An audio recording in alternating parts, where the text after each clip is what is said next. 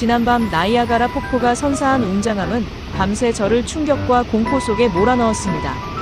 아직도 귀에 남아있는 물소리에 몸과 마음이 쿵쾅거렸지만 퀘벡시티를 향한 950km의 대장정을 앞두고 굶을 수는 없었습니다. 뭐라도 먹어야 했지요. 그래서 꺼낸 건 여행자의 소울푸드, 햇반과 컵라면. 거기에다 한때는 너무 시고 맛이 없어져서 안락사 시켜버릴까를 고민하다가 볶음이라는 현대의학의 힘으로 기적적으로 부활한 김치를 곁들였습니다. 힘이 펄펄 났습니다. 오늘 달려야 할 거리는 950km. 평생 운전하며 하루에 달린 거리 중 가장 긴 기록이 될 것 같았습니다. 사뭇 비장해지기까지 하더군요. 950km면 서울에서 아침에 갑자기 돼지국밥이 먹고 싶어서 부산을 갔다 왔는데 후식으로 성심당 딸기시루를 깜빡해서 다시 대전까지 운전해서 가는 거리. 그러다가 내친 김에 막창 먹으러 대구까지 가는 거리. 그걸 다 합친 것보다 더 멀거든요. 긴 여정 동안 몇 번쯤 휴게소에 들렀는데 그때마다 캐나다의 국민 브랜드 팀 호튼스의 인기를 실감했습니다. 줄이 길게 늘어선 팀 호튼스 앞과 달리 바로 옆에 스타벅스는 썰렁하더라고요. 똥개도 자기 집에서는 50% 먹고 들어간다는 학설이 새삼 증명되는 순간이었습니다. 아, 그렇다고 팀 호튼스가 똥개라는 건 아닙니다. 천생연분이라는 메뉴는 정말 맛있었어요. 매치 메이드 인 헤븐.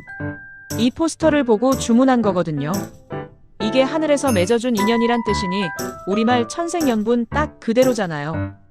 주문을 받는 연세 지긋하시고 거대한 체구의 여성분께 천생연분 주세요 했더니 그분이 What? 응? 내 발음이 구린가? 다시 또박또박 천생연분 주세요 했더니 흥분한 목소리로 다시 What? 하시는 거예요.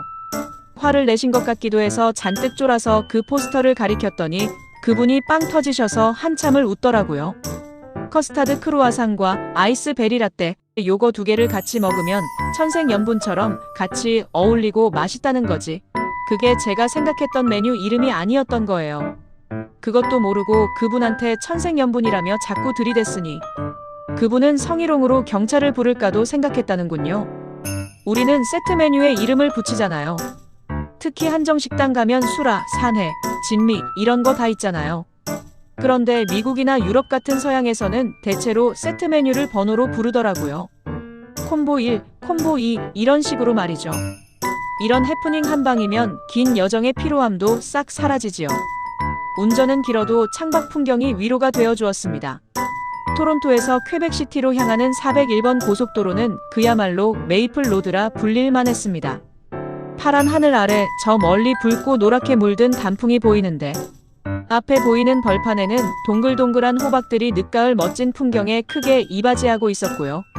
특히나 파란 하늘, 하얀 구름, 빨갛고 노란 단풍에 푸른 잔디가 한 프레임에 다 들어와 있네요. 정말 우리나라에서는 보기 힘든 장면이죠. 우리나라 잔디는 가을 겨울이 되면 누렇게 되잖아요. 사계절 내내 푸른 잔디는 가을 겨울에 특히 더 예쁜 것 같아요. 어때요? 이 정도면 좀 멀어도 운전할 맛 나겠죠? 몬트리올 인근을 지날 때 문득 눈앞을 스쳐간 비행기 한 대가 보였습니다. 옆구리에 선명하게 찍힌 에어 캐나다 로고를 보는 순간 지금 이곳이 분명 캐나다임을 새삼 실감했습니다. 또 들른 어느 휴게소는 무인으로 운영되는 곳이었는데 상인도 가게도 없이 자판기만 줄지어 있는데도 놀랍도록 깨끗했습니다. 그곳에서 커피 한 잔을 뽑아 마시는 아저씨가 쓰레기를 정확히 분리수거함에 버리고 가는 모습이 왠지 이 나라의 생활 방식을 보여주는 장면 같아 눈길이 갔습니다. 아침 일찍 출발해 무려 11시간 만에 퀘벡의 숙소에 도착했을 때는 이미 지칠 대로 지친 상태였습니다. 근처에 봐뒀던 웬만한 식당들은 벌써 문을 닫았고 게다가 북미 대륙의 최남단 플로리다에서 살던 우리에게 북극의 늦가을 날씨는 너무나 가혹했기에 결국 호텔 내 레스토랑에서 저녁을 해결하기로 했지요. 그런데 호텔놈들. 주문한 문어 요리는 기대와는 달리 먹을 게 거의 없는데 가격은 사악했습니다. 작은 문어 다리 2개에 빵 몇 조각, 그리고 이것저것 찍찍 뿌려놓고는 5만 원을 달라더군요. 치사하지만 어쩌겠습니까? 그냥 배를 채우는데 의의를 두고 지역 맥주 한 캔 했죠. 어디 여행 가면 그 지방 술 한 2서너 대여섯 7, 8병 정도는 마셔주는 게 우리네 정서이자 인터내셔널한 상도덕 아니겠습니까? 옛날 보이스카우트 표시 같았는데 이게 퀘벡주의 심벌 중 하나라는군요. 그날 밤 11시간의 운전 끝에 기절하듯 잠들 줄 알았지만 이상하게 잠이 잘 오지 않았습니다. 너무 피곤해서였을까요? 설렘과 긴장 탓이었을까요? 그래도 이튿날 이른 아침 다시 힘을 내야 했습니다. 여기 퀘벡이 어떤 곳입니까? 그 유명한 도깨비의 촬영지가 아니겠습니까? 많은 분들의 로망의 도시지요. 호텔에서 올드타운까지는 걷기엔 거리가 애매한 데다 빗방울이 흩날려 어쩔 수 없이 차를 몰았습니다. 첫 행선지는 브런치로 유명한 카페였는데 여기를 맛보려고 호텔 조식까지 뿌리치고 서둘러 방문했지요. 오픈한 지 얼마 되지 않은 시간임에도 이미 세계 각국에서 몰려온 관광객들로 긴 줄이 늘어서 있었습니다.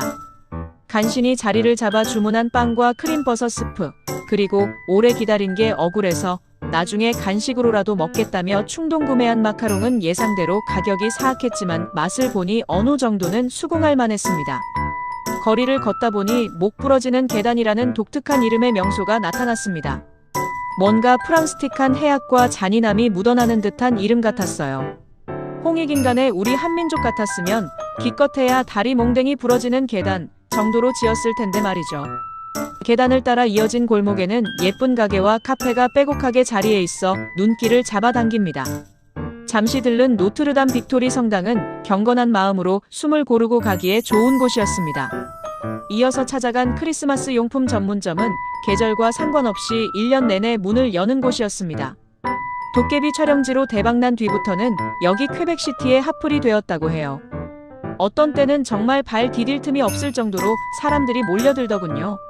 사실 퀘벡 시내는 여기 아니더라도 예쁜 기념품 가게들이 넘쳐나서 어쩌면 그 자체가 하나의 거대한 기념품처럼 느껴졌습니다. 멀리서도 한눈에 들어오는 샤토 프롱트낙 호텔은 퀘벡의 상징이자 랜드마크였습니다. 푸니쿨라를 타고 언덕을 오르는 길, 단풍에 물든 골목이 펼쳐져 있었고 그 끝에서 들려오는 색소폰 연주가 귀를 사로잡았습니다.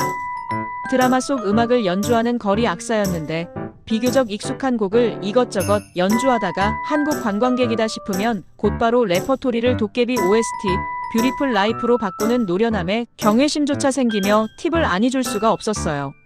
샤토 프롱트낙은 단순히 숙박 공간을 넘어 퀘벡의 중요한 관광 명소였습니다. 하룻밤에 몇백만 원을 감당할 수 있는 투숙객이 아니더라도 관광객들이 자유롭게 드나들 수 있었고 내부 곳곳은 드라마 팬들에게는 성지 같은 곳이 되어 있었습니다. 특히 도깨비 우체통이 자리한 곳에서는 많은 이들이 발걸음을 멈추고 사진을 남겼습니다. 도깨비 신부 김고은이 공유 도깨비에게 편지를 붙였던 그 우체통이죠. 도깨비가 시공간을 초월하며 드나들었던 빨간 문만큼이나 핫해요.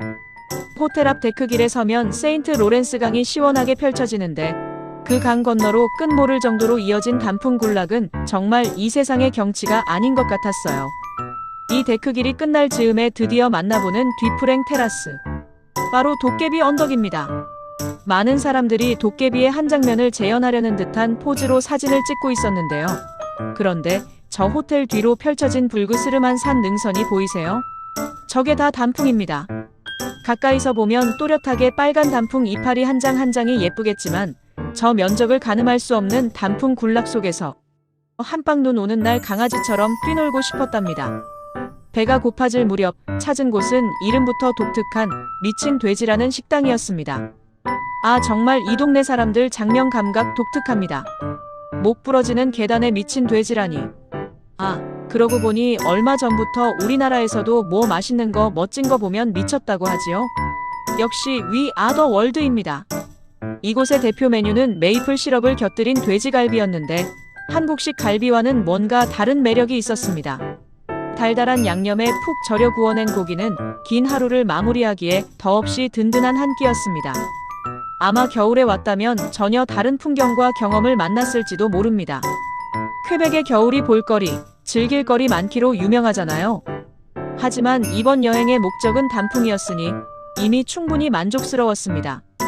다 가질 수는 없는 법이지요. 그렇게 퀘벡시티는 제게 또 하나의 잊지 못할 추억을 남겨주었습니다. 오늘 얘기 좋으셨으면 구독과 좋아요, 그리고 알림 설정 한 번씩 꾹꾹 눌러주시고요. 다음에는 캐나다 단풍 여행의 결정판이라고 할 수 있는 라 모리시 국립공원 소개해드릴게요.